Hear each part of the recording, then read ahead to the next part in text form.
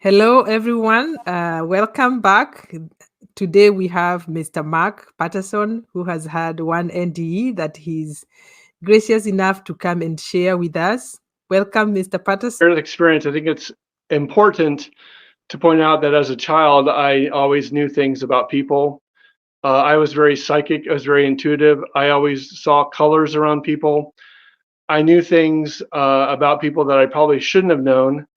And unfortunately, I was always told, don't talk about that. Don't say that. Don't ever repeat that. How do you know that? You shouldn't know that. Whatever you do, don't talk about that.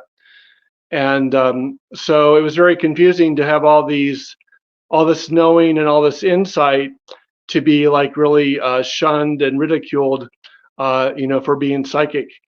And so I didn't want to feel anymore. I didn't want to know anymore. I didn't want to see the colors anymore. So by the time I was 13 years old, I was doing alcohol, drugs, just anything to numb it out, anything not to, so I wouldn't feel again. And this accumulated at a high school party one night where at the age of 16, I was at a high school party at the Canterbury Inn Suites in Coralville, Iowa, and I chugged a fifth of vodka, four beers, two glasses of wine, four wine coolers in about 90 minutes. Needless to say, my body went into cardiac arrest from acute alcohol poisoning. My skin was black, purple, and green. I was completely comatose, unconscious, dead, all the above. As I laid on the bathroom floor of the hotel suite at the Canterbury Inn in Coralville, Iowa. This was in February of 1986. And as I left my body, of course, I was trying to call out to my classmates who just, an hour prior were going chug, chug, chug, go, go, go, go. And of course, they didn't hear me. My cries for help fell upon deaf ears. And the next thing I know, that I was greeted by my grandfather, Russell, who passed away when I was about 2 or 3 years old. And he told me that I was leaving, that I was going home. And so he guided me, and I went into the light. And when you go into the light, there is just so much love, so much peace, so much compassion. I mean, you are loved unconditionally. You cannot imagine how much love there is for you on the other side.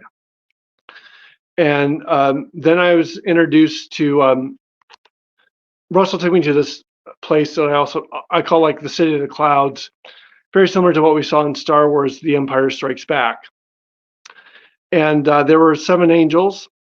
There were about 14 feet tall each. They were all female in appearance. And as I was shown my life, when you're like a hologram, like a holographic table, and any time that I was angry, resentful, or blamed other people, and of course that's all that we ever do when we're teenagers, the angels asked me, how does that relate to love? And everything in our life is an opportunity to express love. You're here to evolve. The word evolve is the only word in the English language that has the word love in it. And forgiveness is for giving your love away no matter what happens to you.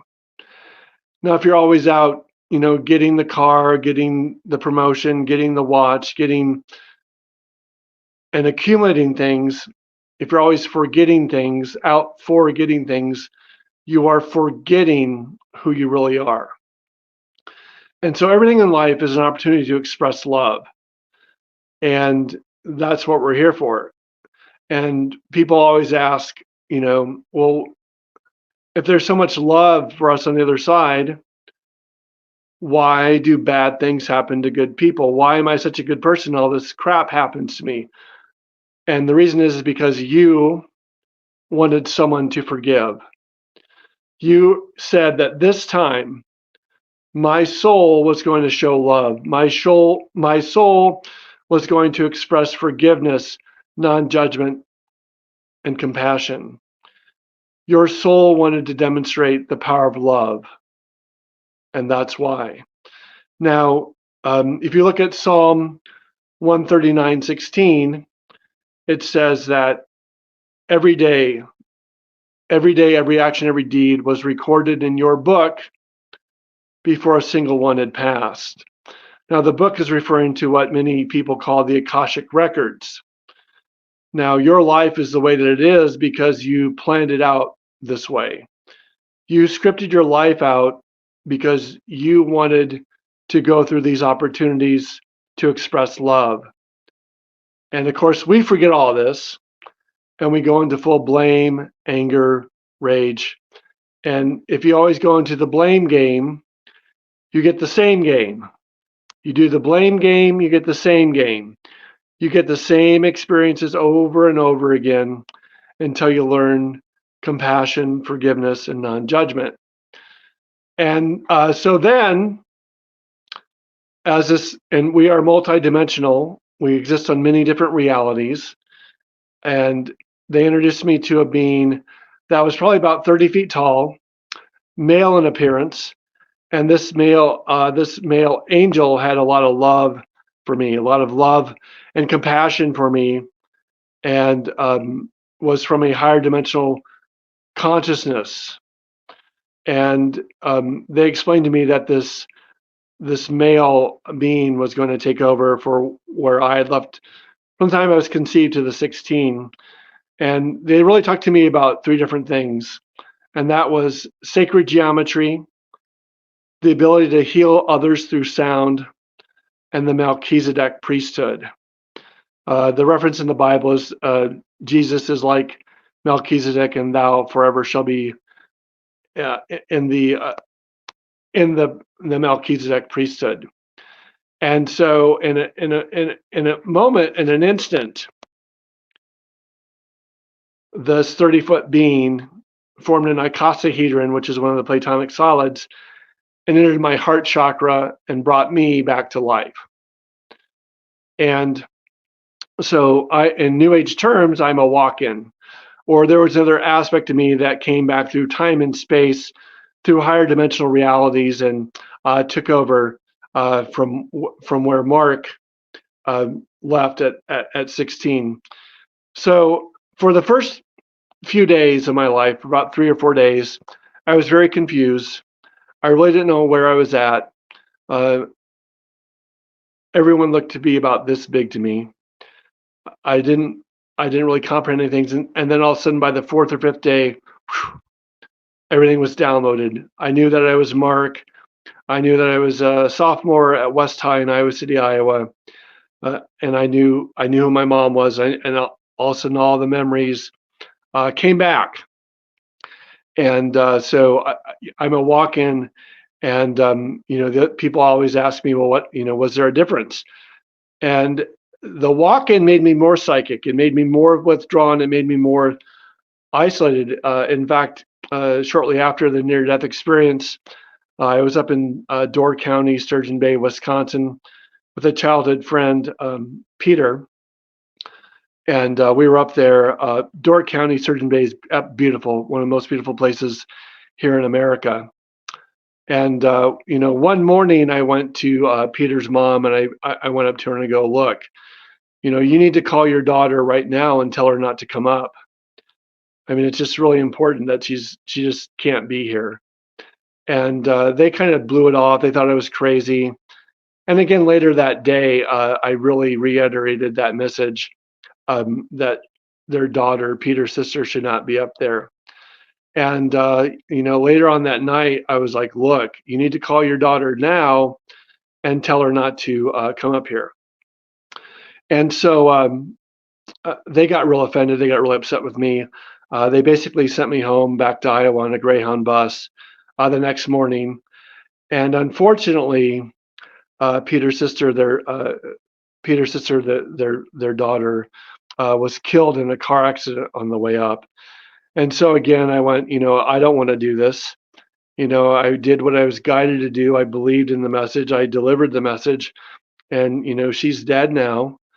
And so I chose for 2 or 3 years to smoke marijuana every day, hashish every day. I didn't do as much alcohol, but I was definitely doing something not to feel.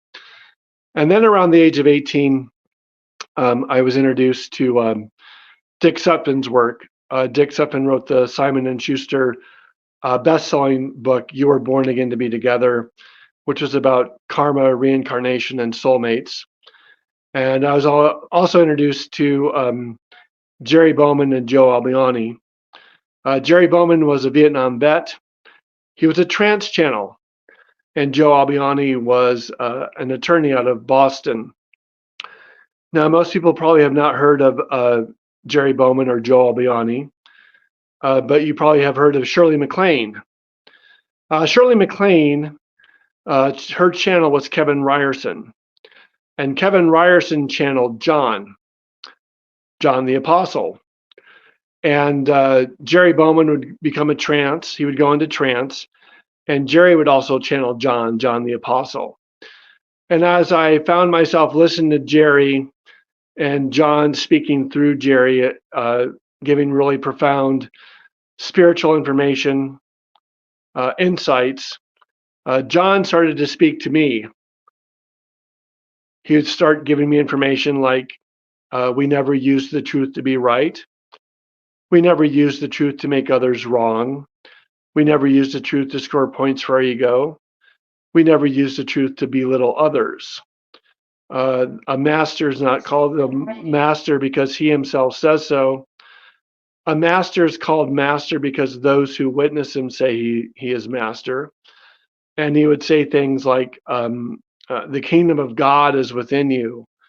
Why do you seek anything else? Well, when you're 18 years old, there's too many blondes, too many brunettes.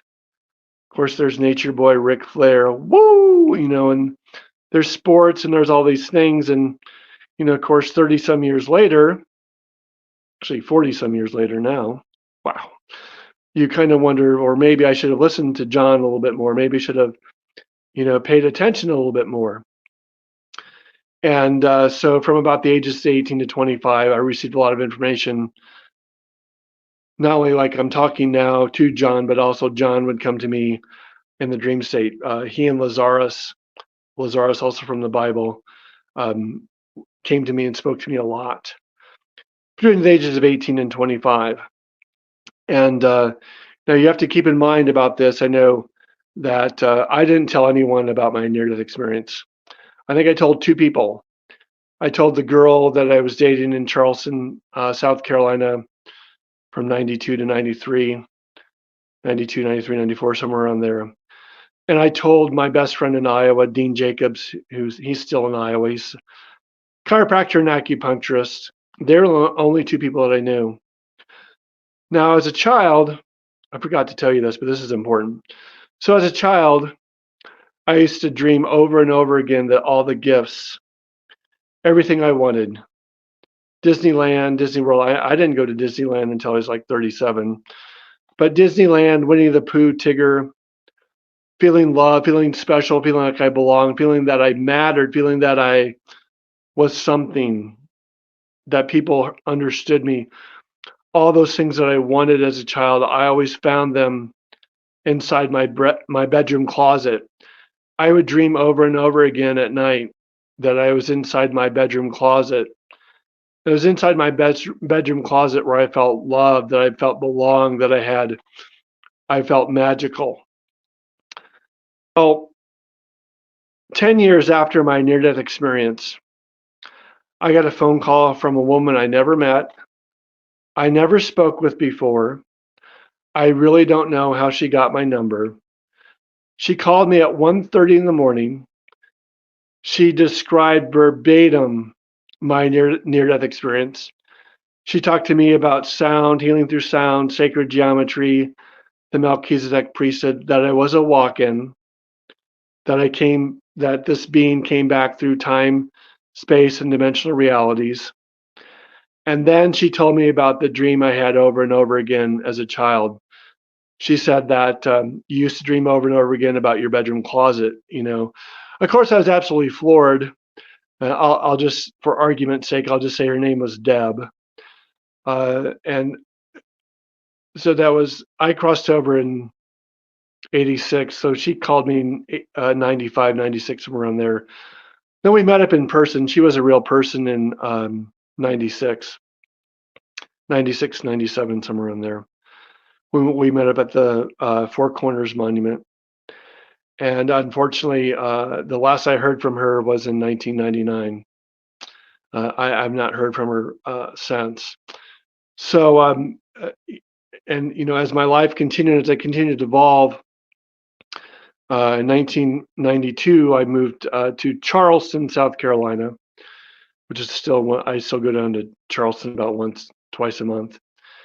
And I was working at 82 Queen down there. And 82 Queen is still one of the premier restaurants down in Charleston. And at the time, I had read the book Bringers of the Dawn by Barbara Rossiniak, incredible book about ETs, UFOs, their influence on the planet, about the Matrix, this holographic nature that we're living in. And I was watching the videotapes called The Flower of Life with Drunvalo Melchizedek. And it's about the Sphinx, the pyramids, the mathematical ratio, the Fibonacci spiral, the phi ratio, the flower of life symbol that everything is based on. And as I was watching these videotapes, there was a man that came into a restaurant. And every night, for 5 nights in a row, he ended up in my section, which is, for one thing, impossible, because you get a different section every night. And he was there for 5 nights in a row. And the last night that he was there, he was with his son and his wife. And we have like an hour and a half, 2-hour wait. I'm running 6 tables. I'm in the weeds, as the restaurant terminology goes. And I'm talking to him and taking his order.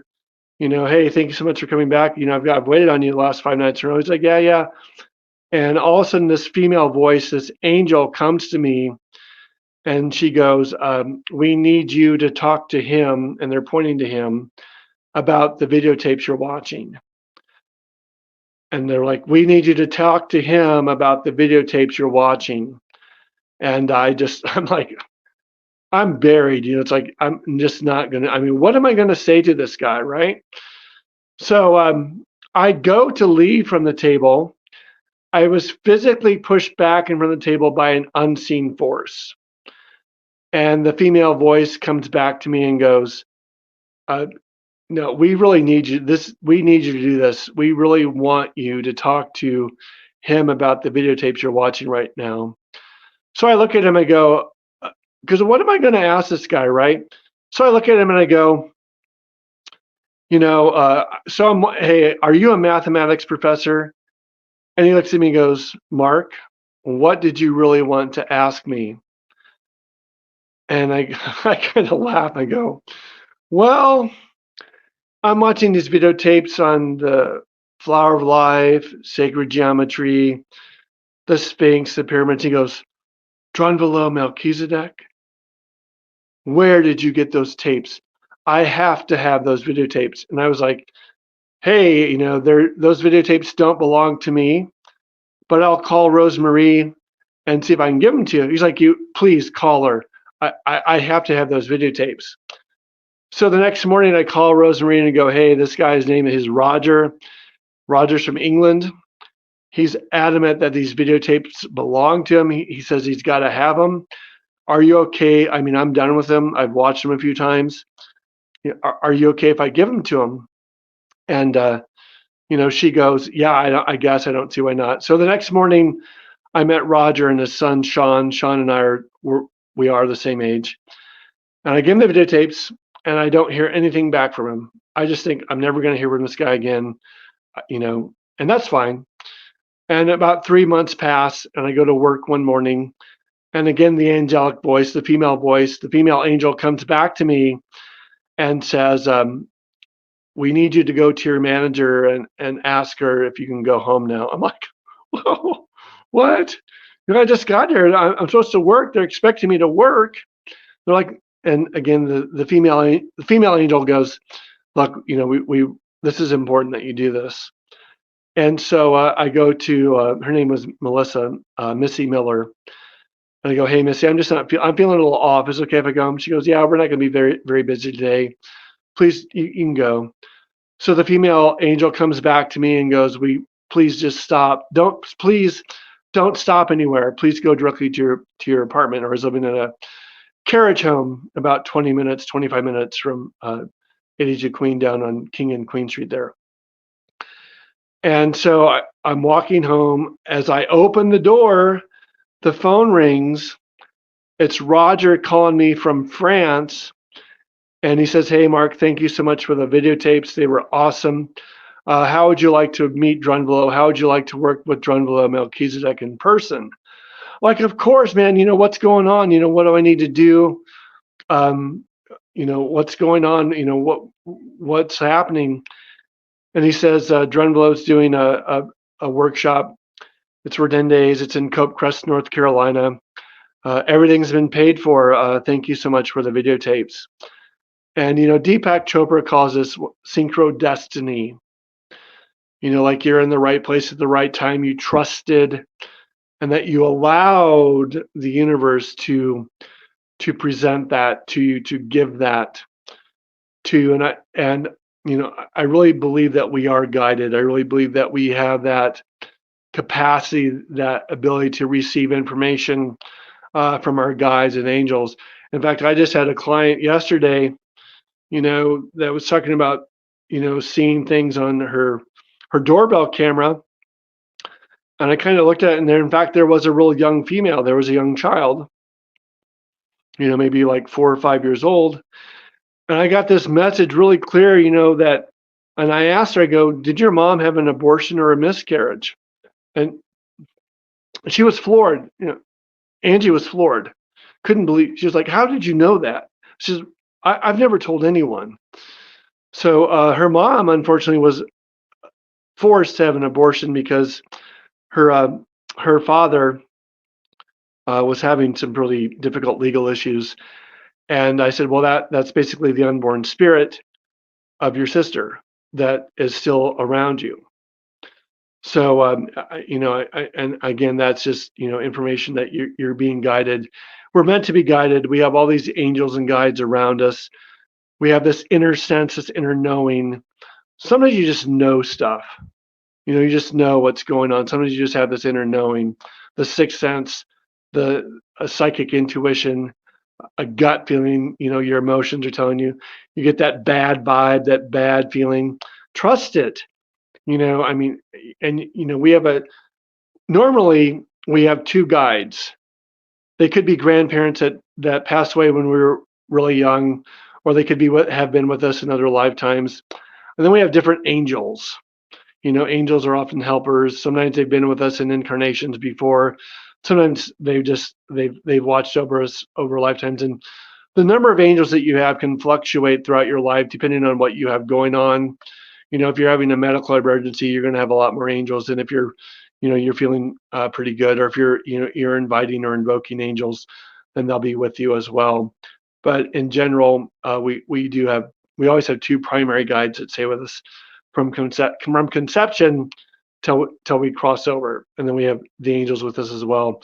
And of course, there's archangels and masters and other dimensional realities of beings that are assisting us. And but they're always there. But you just have to be willing to trust, to tap in and to tune in. And in general, we have a soul family. We tend to incarnate with about 20 or 30 people, and they've been with us other lifetimes. Often they're like our parents. We choose our parents. We choose our incarnation. We choose our parents. We choose our life circumstances. We choose the city that we're going to born. We kind of choose our life path. And we choose to incarnate with about 20 or 30 people. And then we also have what's called parallel lives, meaning that your oversoul can incarnate into two different beings at the same time, or 3 or 4 different beings at the same time. And sometimes they're older than you, sometimes they're younger than you, sometimes they're at the same age.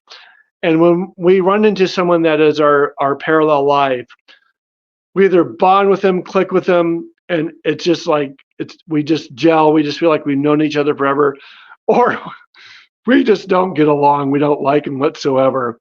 So I've been told many times in my dreams that one of my parallel lives is, of course, the famous rocker who just got his star on the Hollywood Walk of Fame, Sammy Hagar. I don't know Sammy. I've never spoken with him. I've never called him and say, hey, I know this sounds crazy, but I've been told in my dreams for many, many years that you and I are kind of like uh, different aspects of the same soul. For what it's worth. But I do believe that's true. I do believe that we have an oversoul, and that our oversoul can take on different incarnations at once. You could have like 3 or 4 aspects of you living on Earth at different points in the Earth, and there are different timelines. Every there are many realities, there are many timelines, and as you evolve, as you awaken, as you progress, different timelines can open up, different opportunities, different doorways can open up. They kind of remain dormant until either you are triggered by something or you trigger it to be awakened. But all these dimensional realities exist right here, right now. It's like those pictures. You look at it one way, there's one image. You look at it another way, there's another image. You look at it a third way, there's a third image. But they're all superimposed on top of each other, and depending on what wavelength of light is reflected back to you, or what wavelength of frequency of light that you are able to perceive, determines what reality you are seeing. Like some of us, like me, we see auras. We see the lights, the fairies, the elves, the earth beings, the earth sprites, and those are just different wavelengths of the light spectrum. The Mayans and Aztec called this an illusion, not because it's not real, but because the average person only sees about 2% of the light spectrum. We know that dogs hear sounds that we don't. We know that bees see colors that we don't see, but it's all realities are superimposed, and that's what Jesus meant when he said, "The house I live in is within many mansions." He was talking about the multidimensional reality of this existence, and life was really never meant to be a struggle. But what happens is that we resist.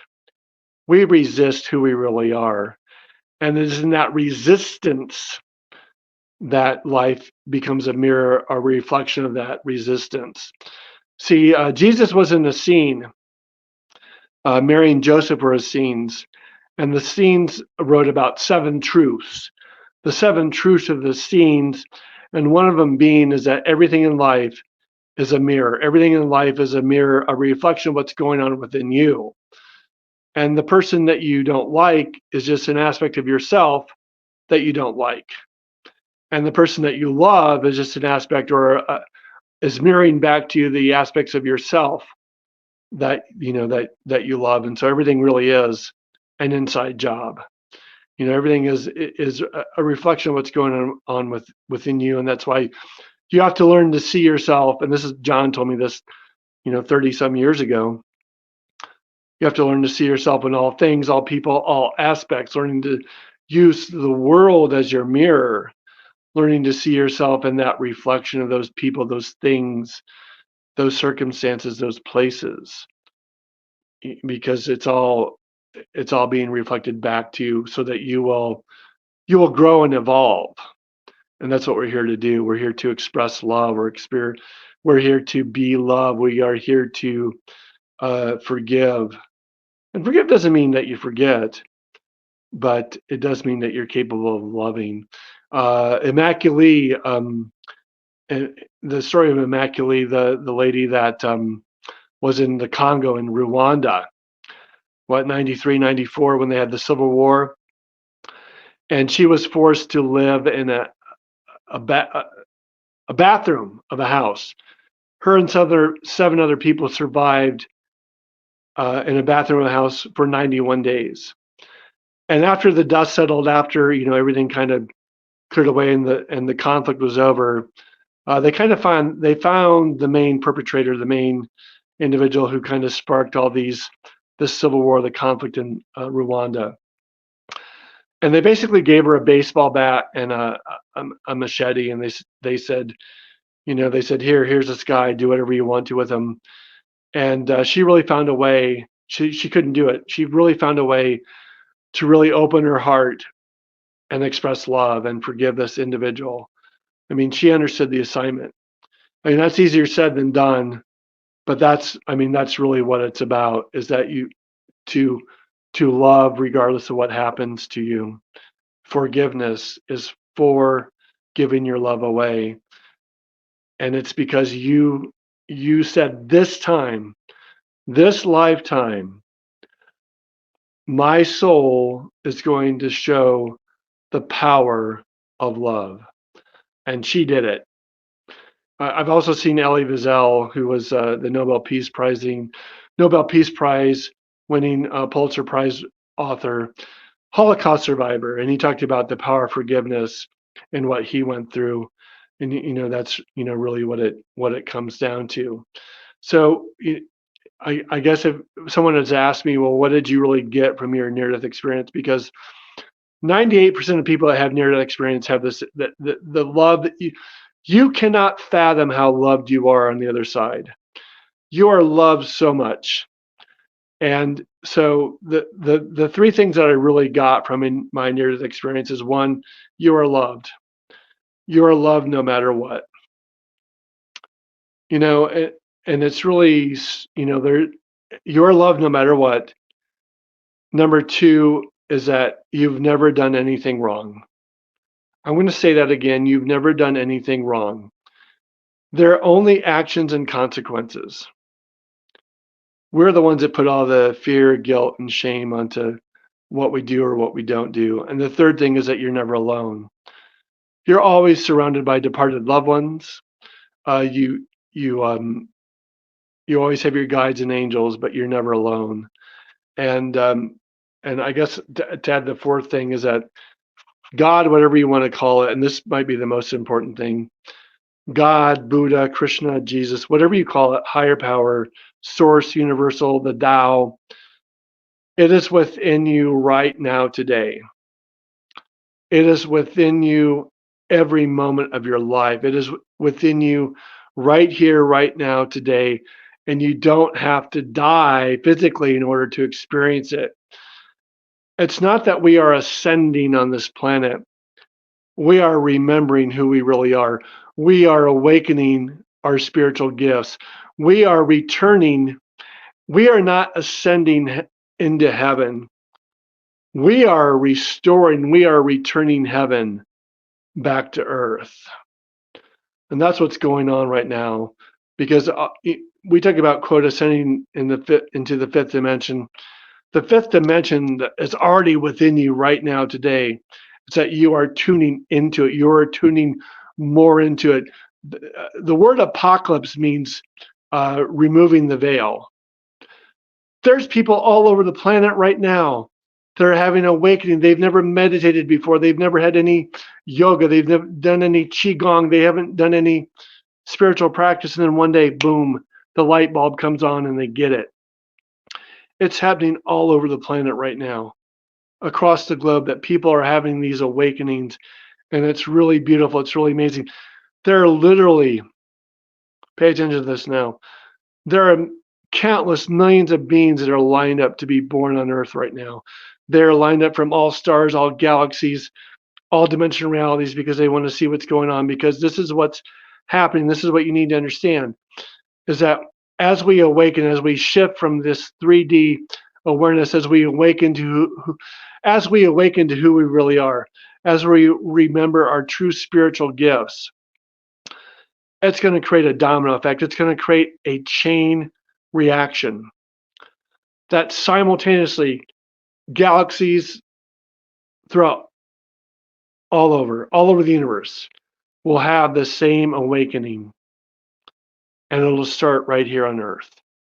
That's how important Earth is. That's how amazing this planet is, and that's how amazing you are. I'm a huge American Idol fan, and Katy Perry said something really powerful, and I'm going to reiterate this message if you didn't see it.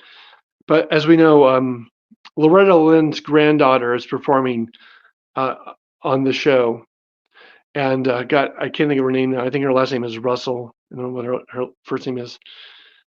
So it's Loretta Lynn's granddaughter, and she nailed A Coal Miner's Daughter, which is a classic country western song. It was Loretta's Lynn iconic song, came out in 1970. She won best song for it. And Emily Russell, that's her name. So Katy Perry looks at her after she performed it, and she just nailed it. She goes, "You can do whatever you want, not because you are Loretta Lynn's granddaughter. You can do whatever you want because you're Emily Russell. You can do whatever you want, not because of your guides, your angels, and they are important, but you can do whatever you want because you are that I am. You are that I am. You are it. There's nothing that exists outside of you. You are already it. You already have that beloved within you, that divine presence. Egyptians call it the Amun Ra, the invisible presence. Christianity calls it the Holy Ghost, the Holy Spirit. Eastern medicine calls it Qigong, Qi. Hindu calls it prana. But it's within you right now today. And you can do it because you are that source energy. And I want you to really own up to that you are that I am presence. I am that I am. Woo! Boy, that was good. All right. I've rambled on for about 40 minutes. I don't know what else you want me to ask or talk about, but I can Wow. go on forever. So, Wow, what profound messages that you have shared there. And one of the things that you said is that every opportunity that we have is an opportunity to show love. yep, I- that's it. yes, I want to ask you something about when you crossed over and you said you went to the light. Is that what you're talking about? Is that God when you talk about the light? Yeah, you go into the light and you definitely experience God. You definitely, you only, you feel it. You just feel this unbelievable love. I mean, we don't have the consciousness on this dimensional reality to put words that express that love. But 99% of people who have a near-death experience say the same thing. Okay. And I have Yeah. a question. You said you saw your grandfather that had Yep. passed away. How did he look? How do people look when they cross over? Okay, so that's a great question, and so when you cross over, and you can ask people that do mediumship, and I've done mediumship before. In fact, I had a little bit of it last night. People revert back to the time of their life when they were quote most happy, which is usually not always, but usually around 25 to 30. But I knew he was because I remembered that my grandmother had pictures of their wedding. So that's what. And also, he called me when I was growing. I must have a photographic memory, and I have memories from when I was like 2 years old. Mm-hmm. So he called me Marcus Aurelius, and also I recognized the picture of who he was. So yeah, Yeah. Okay. but it's Thank you. very, so if you but it's very common that if you have a grandparent who passes like before you were like 5 years old, in general they will become your guardian. They will be like Mhm. your guides. They'll be like your guardians. Okay. And how can Yeah. we be able to increase our communication with our guides? You got to be still and quiet. I mean, I know it's a cliche, but it's really that simple. The passage is to be still and know that I am. But Right. when he said that, he was talking about you, to be still and remember that you are. Yeah. And I know you said something else that it's like we live in a hall of mirrors, and when we see other people, it's like we are seeing ourselves. We have seen part of ourselves. Whether we want to admit it or not, whether we like it or not, that's exactly the nature of this reality. Yep. Yeah. And We're when all we, one. Mhm. Yeah, Yeah. we're all one. And then when we treat other people injustice, unjustly, we are also treating ourselves unjustly. Yeah, if you steal from someone else, you just stole from yourself, because somewhere down the road, someone's going to steal from you. Wow. Yep. Thank you so much, Mr. Peterson. And for our audience, Mr. Peterson is a hypnotist, a sound healer. He's also a speaker, a QI. Uh, Qigong, I do Qigong. yes, I could not say that. So You're okay. can you share with us how, if our guest would like to contact you and get services for healing and hypnotherapy, how can they be able to reach you? Yeah, so going back to Dick Sutphin, who I trained with in Sedona back in the early 90s, he trained Dr. Brian Weiss, who I think everyone's probably heard of. So I've been doing past life regression for 30 years. Of course, 30 years ago, no one took me seriously. But that's that's what I've been doing for 30 years. I do them over Zoom. They're profoundly successful. I had a guy, check this out. I had a guy last month, and I'm doing my thing, doing induction. And all of a sudden, he just starts rambling off information for 20, 30 minutes about Easter Island that no one knows about. I mean, it was amazing. So, past life regression. I also do counseling over Zoom. Mhm. My website is Mark MARK dash. You got to put the dash in. Patterson PATTERSON. Mark MARK dash Patterson PATTERSON.com. If you don't put the dash in, you're going to get a famous jeweler in New York City.